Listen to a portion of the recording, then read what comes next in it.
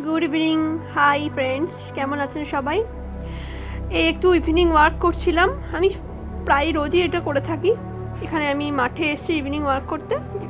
অন্যান্য জায়গায় করে থাকি, মাঝে মাঝে মাঠে করি, মাঝে মাঝে আমাদের সালকিয়াতে অন্যান্য পার্ক আছে সেখানেও করি।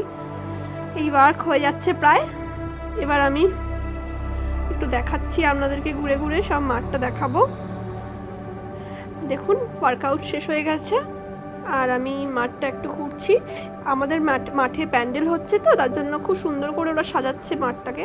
লাইট টাইটও দিয়েছে, একটু মানে আরও মানে 10-15 দিন পর জ্বালাবে। পুজো তো আর বেশি দেরি নেই। মাঠের প্যান্ডেলটা দেখাই, কিন্তু খুব বৃষ্টি হয়েছে বলে কাদা হয়ে গেছে।